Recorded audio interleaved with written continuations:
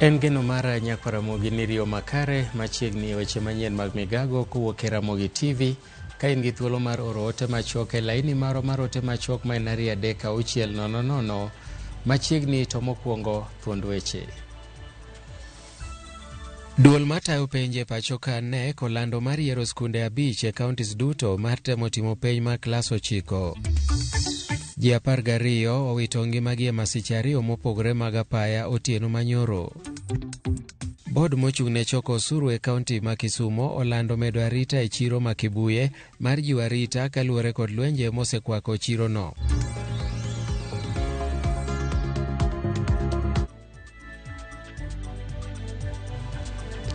Machiegni nyinga Milton Ochieng'. Romo mar joma nobila orocho ratichgi e kinde ng'anyo kanyakla kod rowere ma pacho ka dhi mbele ot mar Mfangano e boma ma Nairobi. Jong'anyo manobila ondhiyo chiwo neno margi e wi gima ne gikale lwet obila. Chung' mar rowere en ni mondo jatend piny okaw ondamo mar chik kendo riembgi e tich. Watudore achiel kachiel kod Joyce Odur mantiere e alworano ero kendo mondo lernwa ni to wach chalo nade. Joyce, ka intiere e dala ma Nairobi ka inyalo leronwa ni to wach chalo nade nyaka sani?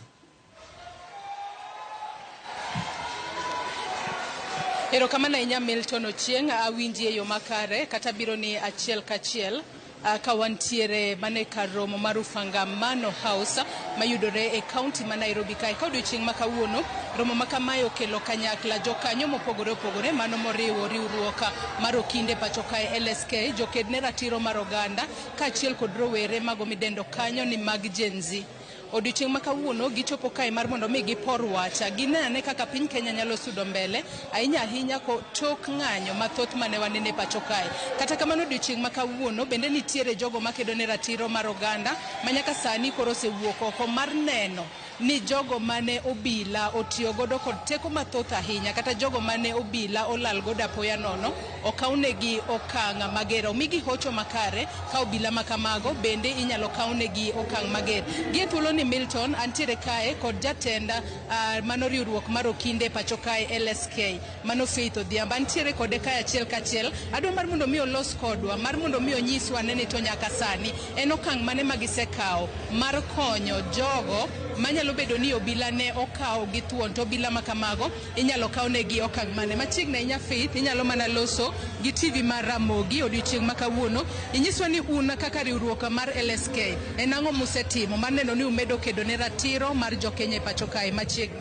Erokamano, gima wasetimo en wasebedo able to wakaw nying ji gi details margi mondo wang'e ji mane nohinyore kanye kendo jok mane nomak kanye mondo koro watem konyo. Ji osebedo ka gonwa sim e toll free line marwa, moko be gona sim directly.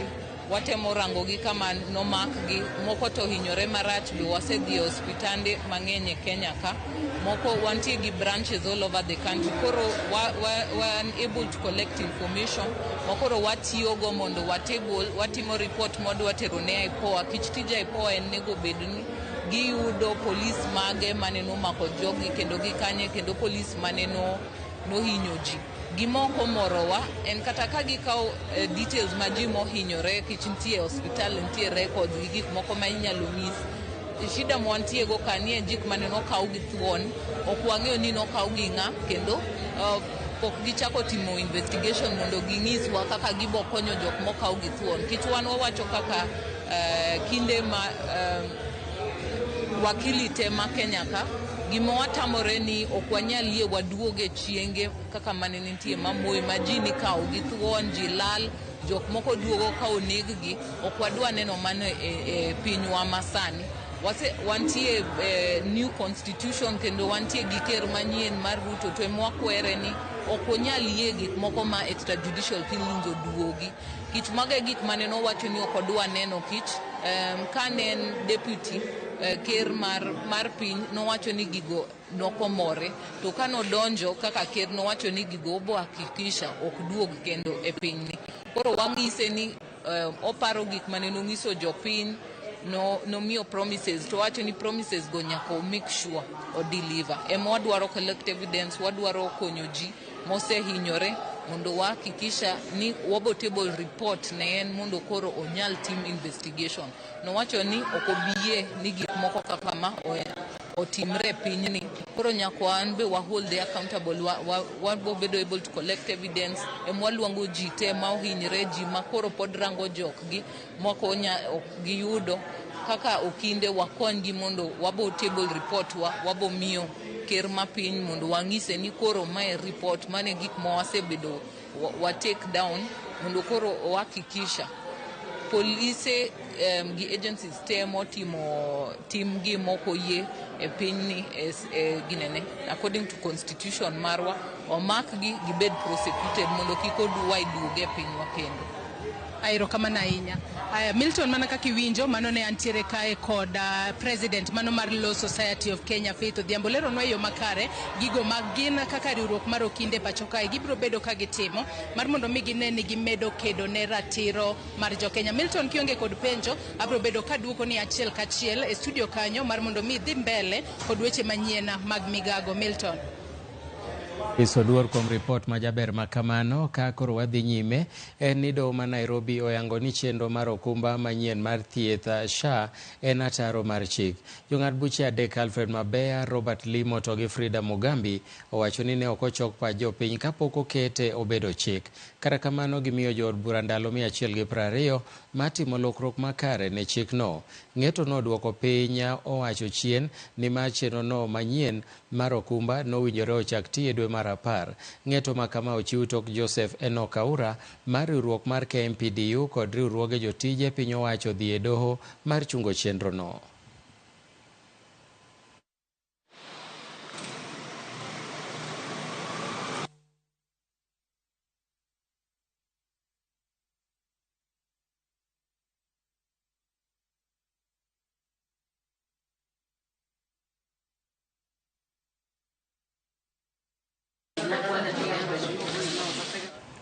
Familia mar japuonjre Anthony Macharia mane obila onego gi lisasi e gweng' ma Isebani e kaunti ma Migori medo kwayo mondo mi okaw okang' mowinjore mar yudo duoko ewi nek mare. Ka giloso e sach iko mare, familia mare owacho ni gisetemo yore duto te mar manyo ratiro, kata kamano pok giyudo duoko moro amora. Apisa manotimo nonro no wachore ni pod ok omiyogi duoko moro amora. Gie sani gikwayo IPOA mondo donji e wachno mondo mi okony yudo ratiro ne wuodgi ma en jaklas 12 e skund secondary ma Isebania. Na mpaka hapo mtoto wangu alipofariki, mpaka leo naenda kumzika, sijaona haki yoyote iliyotendeka. Inakaa kama mimi sio Mkenya. Inafaa mtoto wangu ichukuliwe hatua ili aweze kutendewa haki kama Mkenya. Na ninaona wengine waliofanyiwa kisa kama hicho, naona wanashughulikiwa. Hata viongozi wa serikali sijaona hata mmoja kufika hapa kwangu kuniuliza nini kinachoendelea ama kwa usaidizi wowote. Sisi ni wana Kenya na kura tunapiga na serikali ndio tunategemea. Je, kwa nini serikali tena inarudi kutuua? Imetuulia mtoto wa shule. Tunaomba serikali ya Kenya ichukue mkondo mkononi, mutendee huyu mama haki.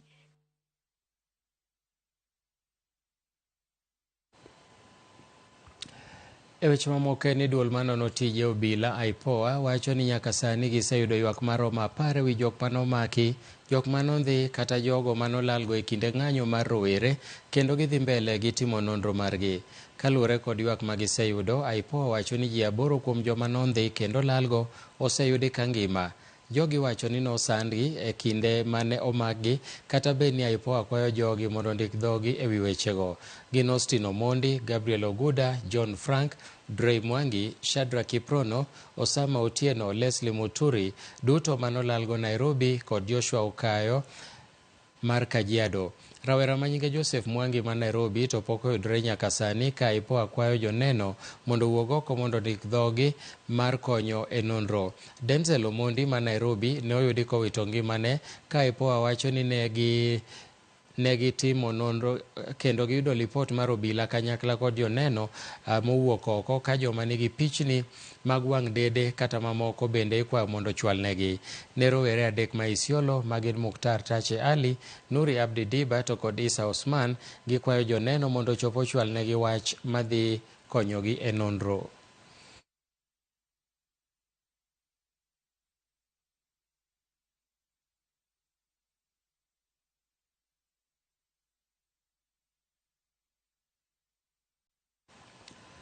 Ji 10 owito ngimagi tok bas mane giidho kadhi Mandera yudo masira machiegni gi Katumba e apaya ma Garissa kochomo Mwingi.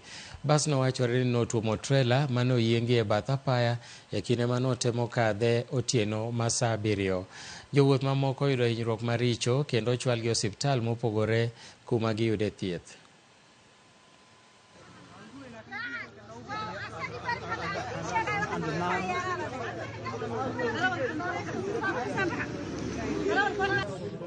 markii la soo dhaafo maxaa la yiraahdaa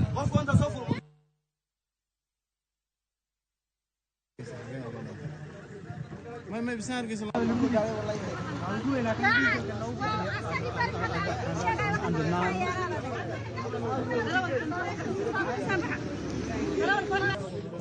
markii la soo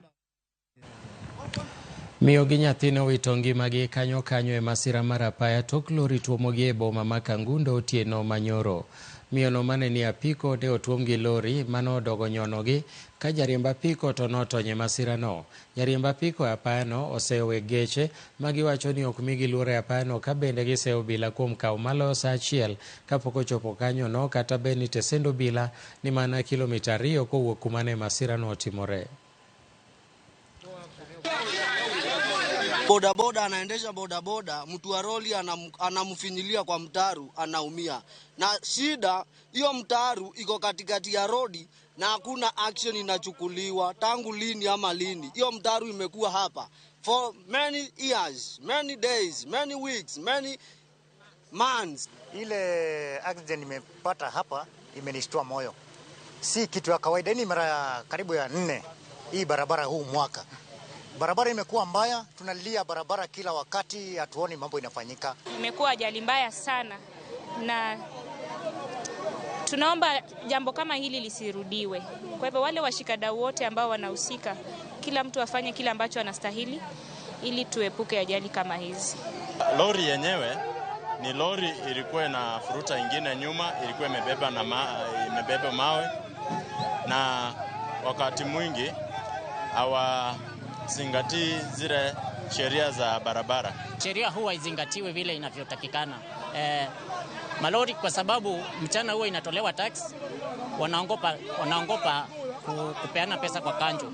Inafaa wao wanafanya kazi mchana na waache ili mambo iweze kufanyika vile ifanyike taratibu. Ile kitu inatuudhi sana kama waendeshaji wa bodaboda ni hao watu wa mangari. Hii barabara ni mbovu, jana tulipoteza mwingine pale hivi mbele. Wakati unapita, huyo mtu anakutupia ngari, anaepa shimo. Atambui kama wewe ni binadamu na unatembea na barabara. Ji 4 magin wuoro, miyo to gi nyithindgi 2 owang' mowito ngimagi e masira mar mach manowang'o odgi otieno ma pi norugodo kawuono. Masirano notimore e gweng' ma en Tarara yo Loitoktok e kaunti ma Kajiado. Jolibamba manochopo resa anyuolano wacho ni achich manomoko mach makamano noloro dhot gi oko kaeto tiayo mach mowang'o gimoro amora e odno kaachiel gi ji 4 go. Nyaka sani pok oyangore gimomiyo njore makamano notimore, mak mana ni jolibamba achich ni ma inyalo kel kod nyiego. Wira ni Thomas Muleo ma en wuon nyithindogo eka nche nong'iewo nyamburko manyien. Ringre ji 4 go notere kar kano ringruok e kar thieth ma Loitoktok level 4 ka obila bende osechako timo nonro mar yango gima dine mi ng'ato tim njore makamano. Kitu tuliokoa tu hapa ni gari. Ndio tuliweza kuokoa, dunia ilikuwa inaanza kushika moto. Hiyo ndio tofauti kuokoa kama majirani wa hapa, lakini watu walunguliko ndani, baba na mama na watoto wawili, wote walishuko ndani. Kwa hivyo moto ilituzidi nguvu. Naona kama ni wivu tu ya maisha. Kwa sababu amefungiwa mlango kwa nje na akachomwa ndani. Sasa tumepigwa na butwa, maana usiku huwezi kujua ni nani amekuja akachoma boma. ila tu tunaona hata gari yake imebondwa. Tunaambiwa ya kwamba ni hao watu waliokuja kufanya hizo visanga hapa, na tuwajui ni wakina nani. Nikatoka mbio kuja kuangalia, kitu nilikutana naye mlangoni kwanza ni kifuli. Nikajaribu kugonga angalau kama naweza fungua, nikashindwa kwa sababu hata niko ndani, mimi ni mzazi. Ndio nikaamua kupiga nduru niamshe hapa jirani ambaye ni baba yangu hapa, mzee Martin. Kukuja tukajaribu kugonga mlango, tulipofaulu mlango ilipoanguka kuangalia wako kwa kitanda wamelala. Lakini tayari moto imeshika kila mahali, sebuleni na chumbani. Pengine naye polisi inaweza kuchukua uchunguzi sana, kwa sababu hiyo jambo si jambo ambaye nao maanisha usuri. Duol matayo penj e pacho ka ne kolando chenro matimo penj mag grade 9 kata Kenya Junior Secondary Education Assessment. Penj ni giwacho ni dhi tim mana e skunde 5 e kaunti ka kaunti ma pacho ka. Gimedo ni gidhi yiero mana jopuonjre 5 e kinde gieki magiteme penj ni, matoke to gibiro loso godo penj ma jopuonjre mag grade 9 biro timo. Andrew Otieno mochung' ne chenro makare mag penj bende osingo ni ng'ado budget ok dhi kelo ng'ikruok e penj mar jopuonjre. Will combine both the formative and the summative. The formative, which is what we call the school-based assessment, will contribute 40% of the total score, and the summative will contribute 60%, which means that in grade 7 and grade 8, these learners are sitting for the school-based assessments. And that is one strategy of ensuring that we move away from a high-stakes exam that comes at the end of a cycle, but we cumulatively look at how are you acquiring the competencies along the way. And that way, we will also be reducing the stakes that have always been there, which sometimes have led to the malpractices that you have been witnessing with the other system. Maybe the other point to note is that apart from the assessments that the learners will be sitting for, as Anna has explained, we are also going to collect a lot of data from the learners, the teachers, and the head teachers, so that we can establish exactly what are the other environmental and school-based factors that we may need to take into account as we prepare for the summative assessments next year. So for the age-based curriculum, we are calling that assessment at the end of grade 9 Kenya Junior School Education Assessment, KJSEA. So that's the name of the assessment at grade 9. Kenya Junior Secondary Education Assessment. While the one for the stage-based, the learners with severe disabilities, then we are calling it the Kenya Pre-Vocational Learning Education Assessment, KPLEA. So I'll speak a bit about how we have sampled the schools for the grade 9. Of course, the target population is all the grade 8 learners. So we have then gone ahead to do sampling, and what we have done is that we have made sure that we will reach all the 47 counties of this country, and in each of the 47 counties we are going to pick 5 schools, and these 5 schools we are using a strata where we are going to make sure that we have a public school, we have a private school, we have a special needs school, and we also have representation of an urban school and a rural school, so that as we come to analyze the results, then we are analyzing the results from that broad coverage of the various categories of the schools that we have in the country. Jatend duond bura mar Wiper Kalonzo Musyoka onyonore ni gibiro mana donje twak kod piny owacho mar Kenya Kwanza bang' jatend piny William Ruto teng'o lwet ogai mar obila Japheth Koome kod komanda mar obila ma kaunti ma Nairobi Adamson Bungei Mogo. Kalonzo wacho ni onge kaka rowere mag Gen Z nyalo dhi e twak kod joma ne onego jowetegi e kinde ng'anyo mar kwedo tend piny owacho mar Kenya Kwanza kaachiel gi paro mar chik mar omenda 2024. Bende nosungo rowere mag GNC kuom kelo lokruok ma osetamo duol mochung' ne riwo wi oganda e pacho ka NCIC kuom thuolo mar dwe achiel kende. Kalonzo nowacho magi bang' chiwo twak e romo mag rowere kar tiegruok mar sirikal e buore Nairobi. Not just Koome, but Bungei, the regional commander, has been responsible for killing a lot of people. Yeah. Hao waende hawa, tumesema wazi.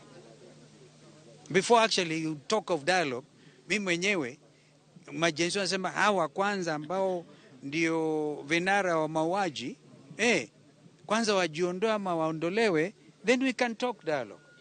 But not with the people holding their bullets. Yani unaweka bunduki hapa, unataka tuzungumze. Hapana bana. Ni haki yao kuendeleza mambo yao, space yao, okay? As I said in my remarks here, the Gen Z revolution has changed our country forever. The way this country is governed. We owe it to them. What I've done in 1 month is what NCIC. Naona wanamuita hata Fara kwenda huko kufanya nini? Majenzi wamemaliza mambo haya. Kwenda kufanya nini huko? What has taken the country 14 years, political parties to organize, has been achieved by Gen Z within a space of less than 1 month.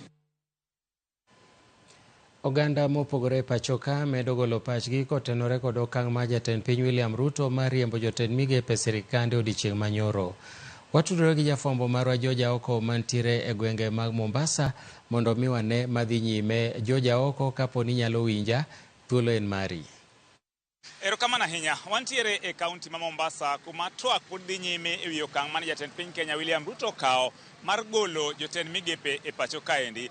Jodak pod wacho weche mathoth, nitie jomoko mapuoyo, nitie jomoko makwedo, ka nitie jomoko makoni, pod onego bed ni kawo okang' matut moloyo mano mar neno ni piny Kenya dhi makare kata uchumi mar Kenya berore. We awuoyo gi moko kuom jodak e kaunti ma Mombasa onyisa ni gito pachgi en mane. Sudo machiegni kacha. Nachaka gi nyingi tinyisa ni to pachi en mane. Iluonga ni James Ogari Ochieng, kendo an mwana harakati Mombasa ka.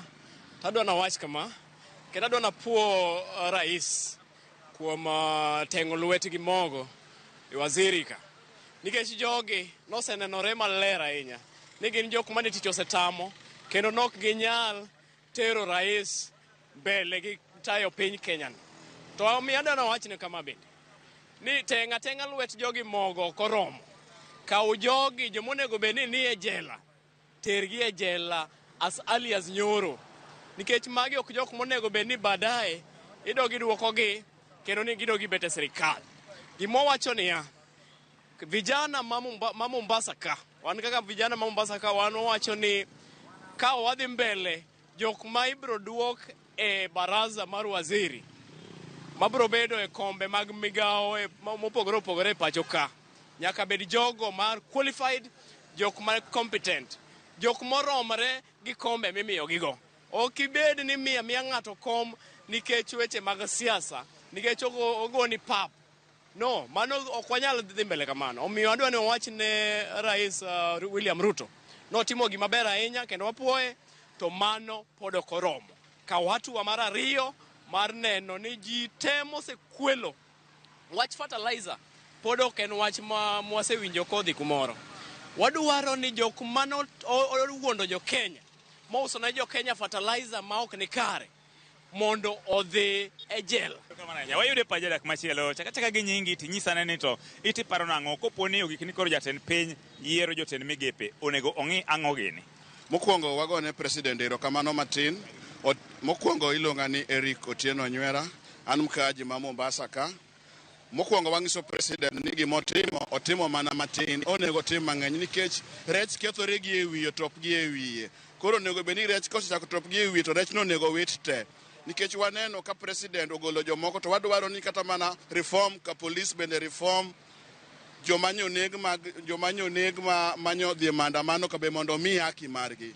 mondo otim gimoro amora makonyo Kenya, nikech Kenya okethore, nikech wadwaro ni Kenya obed Kenya mar ji duto te. Ok wadwar ni Kenya bedo mar kabila ariyo. Kendo mokwongo wang'iso president ni kako oneno dhi adhiya kamano kik ool. Kata mana nitiere governors bende makawa pesa, wabunge kawa pesa, to kidhi osiptande te onge yath. Wakwayo president mondo dhi adhiya kamano kik oluod, mondo obed mos kada kadhi 3 months to yier jok manigi akili to mi ng'ato tije, kik omi ng'ato tich moko luwore gi tich motiyo. Ken daktari omi daktari tije, ken injinia omi injinia tije. Wagone president erokamano matin to podi wabire governors, wabire senators, wabire jok makorapte odhi dala. Antiere gi jadak machielo e kaunti ma Mombasa kae, ndi wawinja ne pache ni to eto wacho nochak ka gi nyingi tin sana okang' manyoro ni dhi chiero Kenya golo Kenya kama ne ntiere sani makoro ji ne ywak ni uchumi ni okethore. En adieri makende ni uchumi ma Kenya ne rach, to president cabinet konyo president dhiro piny. Kopo ni cabinet misuse public funds kata gitiyo marach, gionge advice ma ginyalo miyogo president, piny ok nyadongore. Koro manyiso ni president koyudo jomanyien, joma nyalo go tich manyien, to wan gi hope ni uchumi ma Kenya dhi ting'ore malo. Ang'o ma diher nyiso Gen Zs ka koro watieko? Gima daher nyiso Gen Zs ni Gen Zs gi Raila gipogore. Gen Zs nyocha nigi lweny mane gigoyo, Jakom nyocha ne nigi lweny manogoyo. Koro namedo kwayo gi ni gimede luor. Jakom osegore na independent chakre chon, Jakom nigi scars, Jakom chwero pi wang' ne wach Gen Zs go. Omiyo gitere mos, to ka gin gi nia maber, giriwre mana gi Jakom mondo walos Kenya obed maber. Mana kaka iwinjo janeno mar Ramogi TV, mago mana pach moko kuom jodak manie kaunti ma Mombasa, ka bende golo pachgi kotenore gi okang' mane jatend piny Kenya William Ruto kawo nyoro mar wuoyo oko jotend migepe ma pacho ka. George Aoko, Ramogi TV, Mombasa. Erokamano ya George Aoko kowuok e kaunti ma Mombasa. Koro wawinja ne gima jodak mana Nyuki bende wacho e wachno mar riembo jotich kata jotend migepe. Kwamba jana Wakenya wote tulifurahia sana kwa vile aliweza kwanza kudissolve lile jopo la mawaziri. Kitu ya kwanza ni kwa sababu mawaziri wa Kenya walikuwa wanahisia kwamba wamsaidii rais. Mawaziri wetu walikuwa shakuwa arrogant, walikuwa wamezipoteza zile value na principles za kukuwa mawaziri. So nimwambie kwamba hiyo ilikuwa step ya kwanza ya kurudisha imani kwa Wakenya. So nimwambie kwamba kwa mtihani ya 100% na mheshimiwa rais uliscore 20%, na mimi nakuambia kwamba ukiendelea hivyo imani wa Kenya watarudisha. Na pia nikukumbusha jambo moja, tunajua kwamba mawaziri ama ma-PS, wasaidizi wa mawaziri ndo accounting officers. So tafadhali angalia pia wa ma-PS, wale ambao wasaidii wa Kenya ama wale ambao wana uso wa Kenya, tafadhali mheshimiwa rais pia wao do away with them, kwa sababu sisi tunataka nchi isonge mbele, Kenya isonge mbele na uweke record. Kwangu naweza mshauri achukue muda yenye ataweza, atafute mawaziri na aweke watu wenye watamsaidia kufanya kazi. Na akifanya hivyo tutakuwa na mwelekeo mzuri kama nchi. Rowere mosebedo kasudo piny wacho onyiso mor magin godo tok jatend piny William Ruto wuoyo sirikal kendo tero jotend migepe duto pacho. Rowere go wacho ni en loch margi mar ariyo mar Ruto timo dwachgi, kama mokwongo ne en lwaro paro mar chik mar omenda ma higani. To kaka Simpros Okinda lero, rowere go niano ni pod ok oromo kapod giketo listi mar ariyo ka gidwaro mondo sirikal okaw okang' to moloyo tero jatend piny pacho. Mana dakika machuok tok lendo mar jatend piny William Ruto, rowere nochokore e mbui mar X kod kuonde mopogore mar twak ewi okang' mare mar wuoyo oko tend migepe duto. Thoth rowere gi onyiso mor magin godo ka giwacho ni ma en loch margi mar ariyo ma sirikal timo tok ne sirikal wito oko paro mar chik omenda ma higani. Erika Munga Muholwe mong'ere kod nying mar Amerix e mbui mar X oketo listi mar moko kuom gigo ma Gen Z pod dwaro kuom sirikal kamoting'o chugo duol mar IEBC, luongo jood bura, duoko jambetre mar Amerika thurgi, kojiwo rowere mondo obed akicha e chopo kare dwachgi. I want to tell the governors that now when we are done with the national government, we are directly coming to you. You must be accountable for the public. You must be accountable for the voters who voted for you in, because you are answerable for us. Rowere go bende onyiso dwaro mondo jatend piny oriem jatend jotend migepe Musalia Mudavadi, magiwacho ni lemo mare onge kata e pend chike ma pacho ka. Gidwaro bende mondo jalup jatend piny Rigathi Gachagua bende mondo luw bang' jowadgi kendo gwe tao. Kaka joma chal ni koro tayo sirikal gi oko, rowere gi bende osemone jatend piny yo manyien mar yiero jotend migepe kamoting'o duoko piny kwan jotend migepe nyaka ji 15 kende, deo dhoudi duto mapacho ka kinde welo ka jotend migepe mibiro yier ojiw mondo ti matek. Moko kuom rowere noloko wachni gir tugo kendo loso pichni mag gido ji e mbui, ka moko kuom gi ne tiyo gi pichni machon mag jotend migepe e nyiso gi anyali. Mana en jatend migawo mar Apeyni Murkomen ne ok otony. Thank you, Mr. President, for taking action to such a sycophant called Murkomen. Murkomen alikuwa ametutesa sana sana, anaongea na brightness hadi anaenda kwa TV anasema saa yangu nilileta from outside the country, belt nini, yani alisema hadi boxer bwana. This is unfortunately a CS, a minister of this country talking such nonsense in a media. And I want to say, hii mkini Murkomen anasema rudi field ya law. Enda unda law farm yako ka huko baada tukutaki hata MCA huko ilgo mara kwa tutapata. Rowere koro singo mar bedo akicha ne chenro duto ma sirikal chano timo. Simfros Okinda, Ramogi TV. Apisa mag ODM e kaunti ma Siaya owuok oko ka gisiro pacho gai margi Raila Odinga ewi kweth rowere mag Gen Z kod duol mochung' ne yiero pacho ka IEBC. Kotelnegi kod jakom ODM bade ma Siaya Jojolo Okanda ne gipako okang' mar Raila Odinga mar dhi chuo wang'e e chenro mar keto kogno chik mar IEBC ma higa 2024 e kar romo mar KICC, ka giwacho ni mano ne olemo mar kedo mar Raila. Ne giwacho ni okang' mar Raila no nyiso ni en jatelo moketo Kenya e chunye kendo madwaro ber ne piny Kenya, to moloyo sechegi ma Kenya ni akirikiki. Koloso e lok tich mar kaunti ma Siaya, Okanda nowacho ni IEBC en gino madwarore mapiyo ni mar kuonde chung' od buche moko kaachiel gi wards moko onge jochung' gi e thuolo ni. It would have been a betrayal for Raila to stay away from the bill, for which so many lost their lives and in which he almost lost his. In agreeing to stand with the opposing team at this event, Raila demonstrated an understanding that Kenya is at crossroads. He put the country above party. Raila acknowledged that as a country we are confronted with the issue that defy party lines, issue that risks sinking the country into if we fail to show statesmanship. We appreciate his acknowledgement that Gen Z has challenged the foundation on which we have stood as a country for decades. The party leadership not just sanctioned 6 constituencies, Mora Timo, Recalculo, Mondwadogi Yero, Wama Jogo with the DO certificate, Wamonomeogi, can Wadok you the fresh mandate from Japan. This could not work in case we don't have the commissioners on the ground. So by Raila, they are ahead and living above everything. Motimu gibanyo timu nyoro no one, Omiyo County Koro Dibedo, ni one constitutionally we are now properly governed. Omiyo, we also take this opportunity to congratulate the job well done by our young boys and girls in the name of Gen Z. From the commitment they've done, the little they've done actually was a nyusoji. The direction mapenyi there. Ana more mokadho gi Gen Zs. They come in at the right time, but they remember that the struggle will continue. Gimoko negwa team kikwagore kendwa so long as we aim at the same target.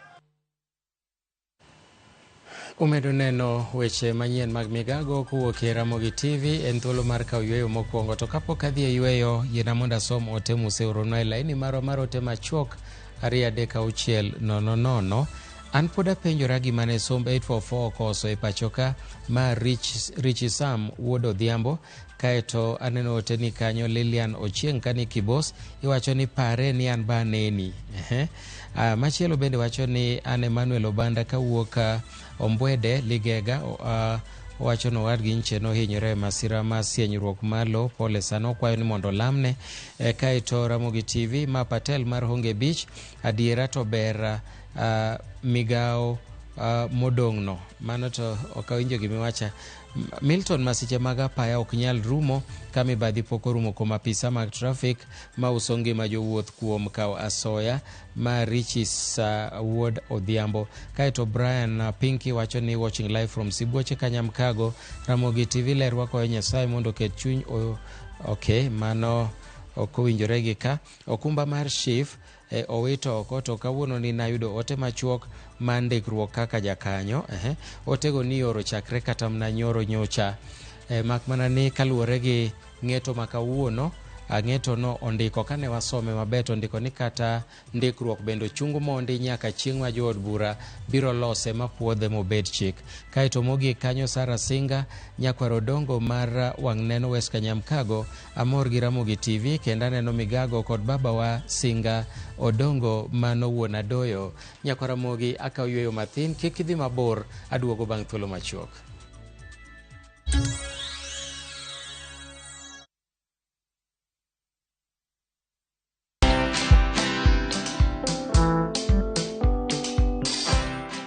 Mabrother, chekini story fulani la penjuzi mtani record manze.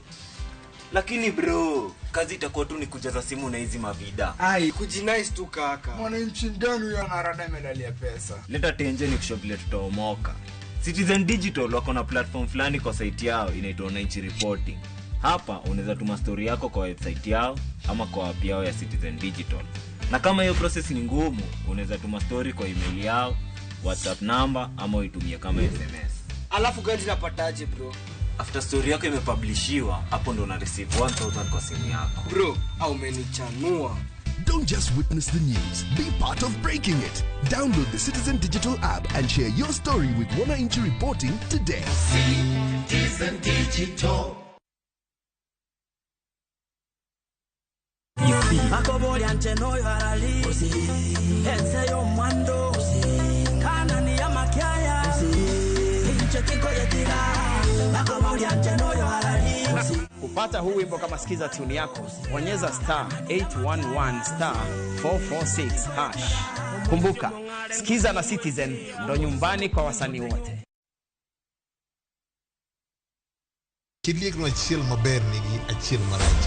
Kitelo mane magidwaro nyiso generations mabiro. Same winjo ke ineno kiyanyo wadwe mbui kikirenge donje. Kenya waber kabisa e pepa. Pinje moko kawa blueprint. Wanto wandiko kakanyo to wakete shell. Joma ne nigi lony kano chako timo gini kendo. Classification meeting moka. Oyo, kose yier jotelo. We must allow them to work. Iwe siasa tenge migo okocha. Ber mar ng'ato papi e lach. Ka papi e tekni, to loki e patan. Janyao, onge mbala. Kama iro dhuolore, mach nyaka bedie. To mantiere ka IBC okadho pa lock commissioners. Kaka wanene, wuok tich ka wuok tich, chakre saa 2 okinyi, kik bai.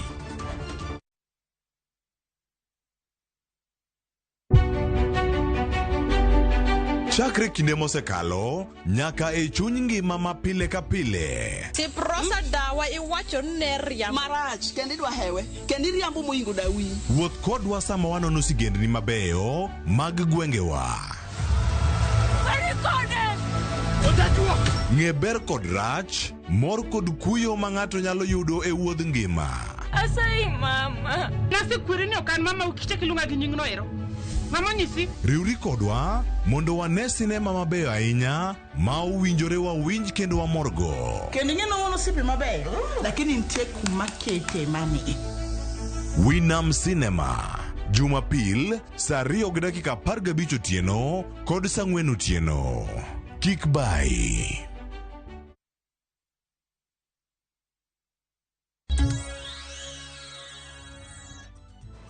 Machiegni kendo, duol mochune kedo gi mibadhi dwaro bade ma Kisumu mondo sirkal ochak wuotho e ler ewi kaka itiyo kod omenda jopiny e chwalo dongruok kaluwore kod budget. Pach jopiny bende owinjore gi kaw kotenore gi wach mibadhi matimore pacho ka. Giyango ni higni machien gisebedo ka gichwalo dwachgi e wi fuok mantiere kotenore kod tiyo marach kod omenda mag jopiny mag chwalo dongruok ahinya te sekta mag thieth, somo, gero apeyni e kind mamoko, to onge okang' ma sirkal osekawo. Giko ni sirkal kod jotelo nyaka koro we wuondo jopiny kod dongruoge michako ti iweye kore wuodhe modhaw mochomo pinje maoko to gi mamoko. Corruption costs Kenya approximately 1/3 of its national budget annually.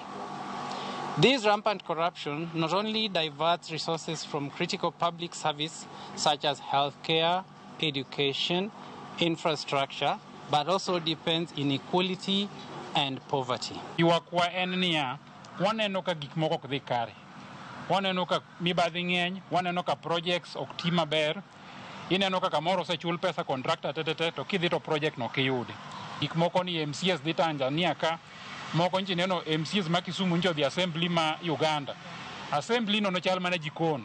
Koro ka ng'ato wuok assembly ma Kisumu ma jaber kama, odhi timo benchmarking Uganda kuma ji obete gima chal jikon.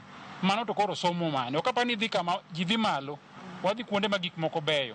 Koro waneno ni pes japiny kethore e yo moko nego beno kethore. We demand immediate and transparent action on the discrepancies identified in the audit reports with clear accountability for those involved in financial mismanagement. Kawadhi celebrate World Africa Anti-Corruption Day, ada luongo jo Kisumu duto kendo joluo duto ni wach mar dhao gi wach mar mibadhi ok en wach mawene sirikal kende. Wan kaka wantiere gwengewa onego bed ni samora mora mineno wach moro marach mar mibadhi onego bed ni i-report wach ni eri. Piny owacho ogolo siem ne jotelo masiayo lweny e kind jodak manie tong' ma kaunti ma Narok gi Migori. County Commissioner ma Narok Kipkech Lotiatia osiemo josiasa mondo wethuo jodak e ywaruok malo e tong' mar counties go. Lotiatia mane limo gwenge ma Ngata, Abarikoi kod gavana ma Narok Patrick Ole Ntutu owacho ni ok gibi luor mar kawo okang' mar chik ne jatelo moro amora masiayo athuwe.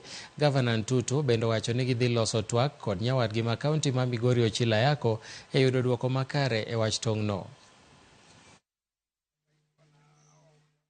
Vile leo mmeniona nimefika hapa na ule mwenzangu anaongea na watu wake, sasa tutakutana. Security team ya pande ile na security team ya pande hii. Na tukikutana tutaenda kuketi tutafute suluhu ya kumaliza hii shida ya insecurity hapa. Na tayari ni kama tumejua ni watu wangapi wamepigwa mchale, watu wangapi wamepata shida ya kuibiwa motorbikes. Kuna pia jamaa anaitwa Mutai ambaye ni pasta, watu wameenda wakafiaka shamba yake karibu ya 10 na mambo kama haya. So kwa sababu hiyo tumeshazungumzia huko, lengo na madhumuni yangu kama gavana wenyu ni kumaliza hiyo shida ya mpaka. Tufuate sheria.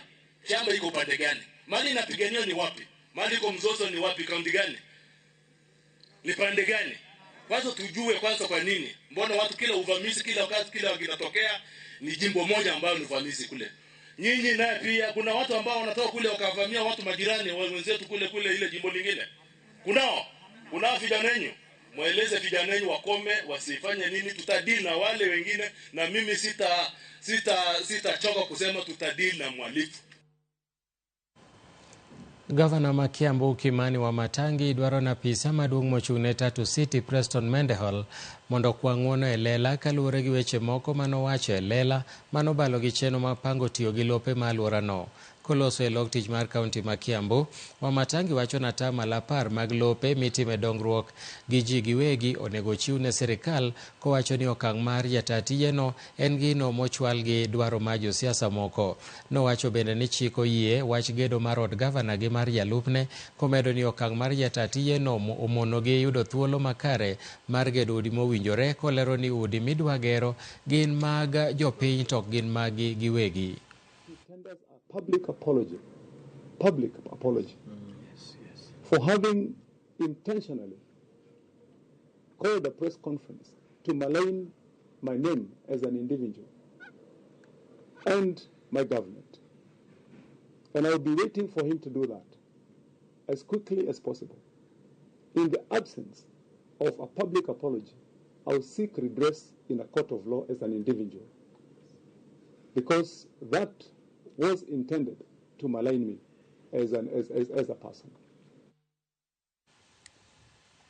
Ten County ma Kisumo kokalo kuom board mochung'ne choko osuru oyango mar dhi e doho mar wito ok andika mar chik kata notice mane doho chiwo ne jotelo makojolo mane tayo chiro ma Kibuye bwo ten jakom Judith Matengo mong'ere kaka Nyaramba kaka achiel kuom yore mag temo nyayo kwe e chirono, ma bende tulo osebedo ka mienje kinde ka kinde ka johala bende yudo hinyruok kod lal. Giyango ni gisekawo okang' mar medo kwan mar obila e alwora mar chiro ma Kibuyeno mar jiwo arita mondo mi johala obed kod lwasi makare mar uso maonge tulo masaka sa masiko muoch kendo rocho yore mag ohala. Bende gikwayo johala mondo bed maber kendo gibed gi winjruok makare yor loko chirono mondo weche ohala odhi nyime kaka owinjore. Gisingo matemo kar nyalogi e nyayo kwe e chirono. We are working with the security agencies and across sector within the county to actually bring this under control. You are aware that the market management committee did go to court and got an order. We are in court tomorrow to actually try and remove that stay so that we can bring normalcy back. In the meantime, we have worked within the county to actually put security at the market itself. I think we've got about 16 police officers manning Kibuye at the moment. The traders are now actually back, and we are also working with stakeholders to actually bring that to normalcy. Of course, you are aware of the headwinds within the country. It's not just Kibuye alone, but even the riot which has been going on are actually impacting on our revenue. But we hope that things will actually normalize. Adwani mondo miya tigi thuolo ni mondo miya kwa jo hala manie Kibuye ni watimo ohala kod kwe kendo wami ng'ato thuolo mare matimo ng'owa mar timo ohala. Grube ka grube matimo ohala kanyo wakwani mondo mi owinjre mondo mi eka obed gi kwe manyalo miyo ohala timore kendo manyalo miyo county government bedo gi thuolo maber mar chiwo kata timo gik mondo obed ni gitimo kanyo mondo chiro obed maber. Wabiro timo kar mwanyalo mondo wane ni kwe onya e chiro mar Kibuye kendo wane ni johala ma Kibuye otimo ohala maonge wach moro amora. Gavana ma Homa Bay Gladys Wanga osingo ni piny owacho mare dhi ng'iyo kendo chenro mag juogo johala ma kaunti no osuru kaluwore kod ywak margi ewi osuru mamalo mosebedo nyaka ne yiere gino momiyo wito oko chik mar omenda mar kaunti no ma higa 2024. Johala kod jodak ma kaunti no osebedo ka ywago osuru mamalo ka gidwaro mondo ng'iye ni mar giwinjo pek mare. Koloso e romo ma dwe ka dwe e weche mag osuru, Wanga owacho ni osewinjo duondgi kendo gidhi rango kaka osuru bedo makare ma ok hiny johala kendo ok hiny dongruok mar kaunti no. Kata kamano omedo ni piny owacho mare osego okenge mopogore e dongruok e higa achiel mokalo kowacho ni osebedo makare kaluwore kod osuru ma gisebedo ka gichoko. Ote moa kuom johala maloko e Homa Bay e wach mar osuru ni kamoro ne nitie medruok moro ema nadwa na ajiwgi kendo asingnegi ni wadhi ng'iyo otego te mwaseyudo mondo wane ni wabedo gosuru mokiny jo traders matiyo e Homa Bay kae. This year, we are not going to have a finance bill because of the country has, pronounced itself on this matter.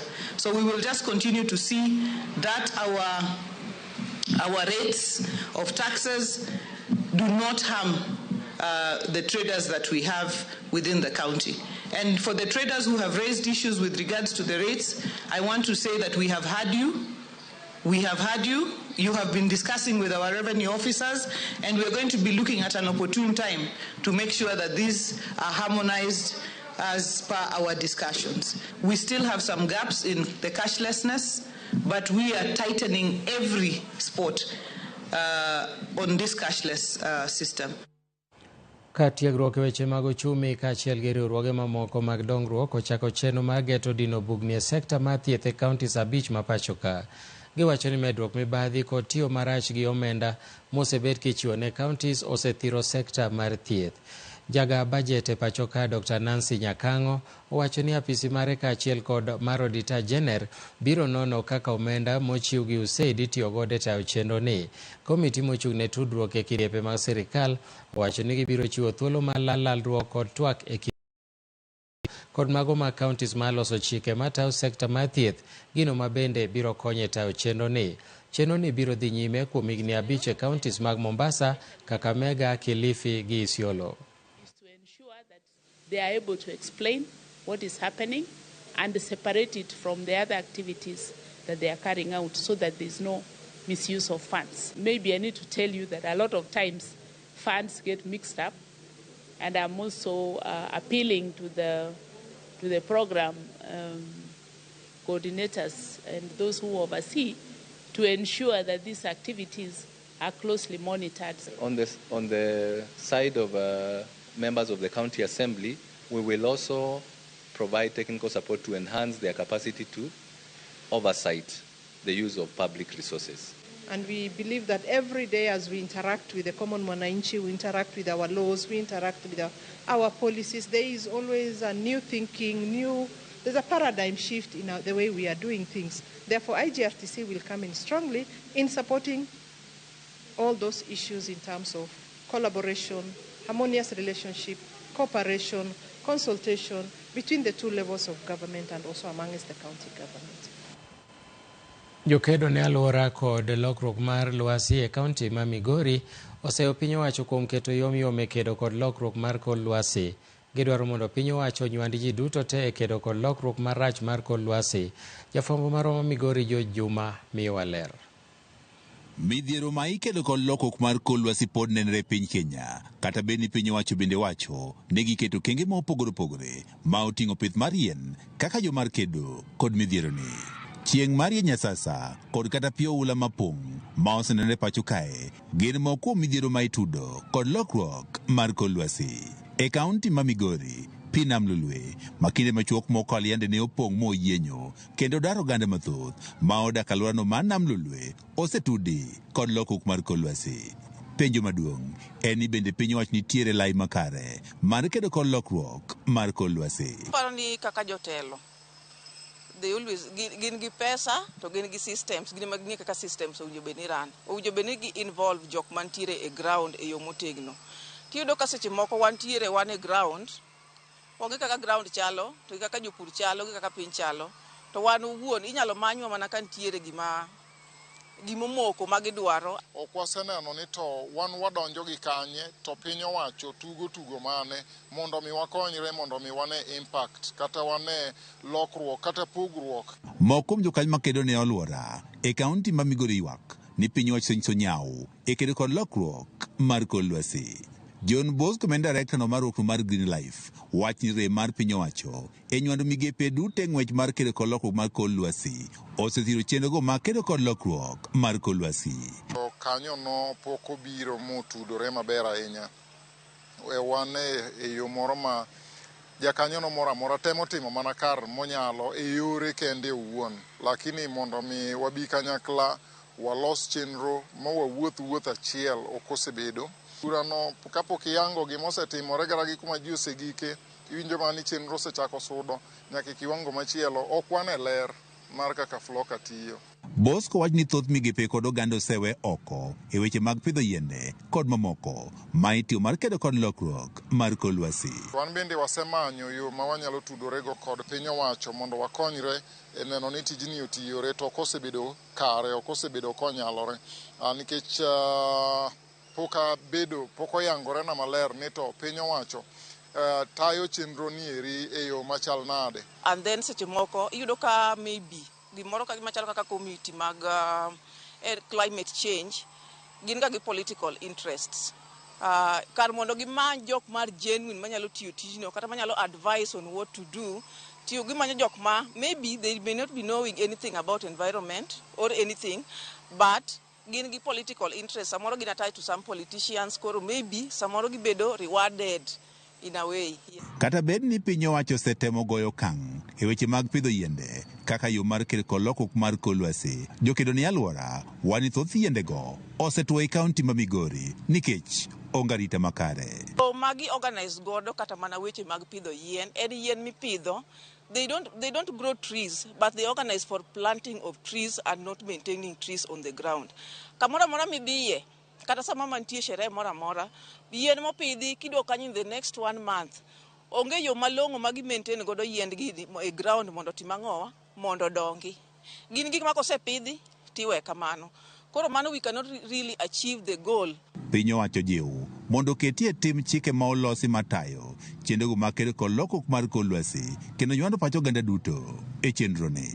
George Juma, Ramogi TV, Migori.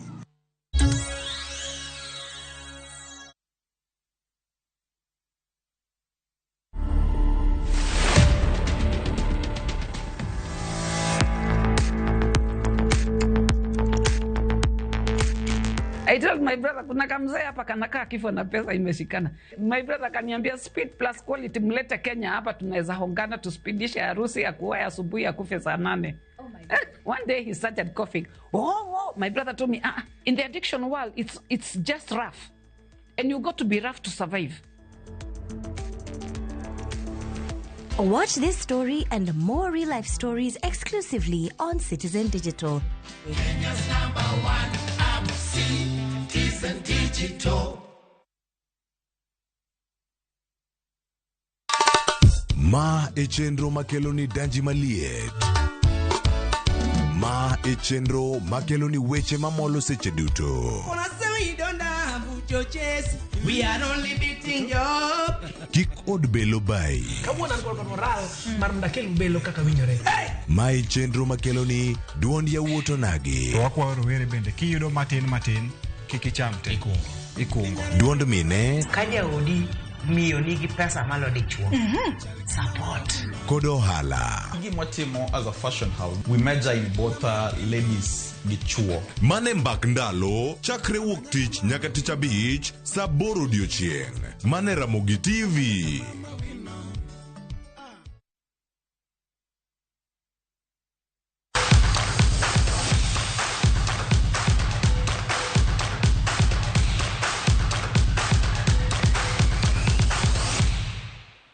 Machiegni weche tuke mana kodong' jumbe 2 kende to tuke mag Olimpik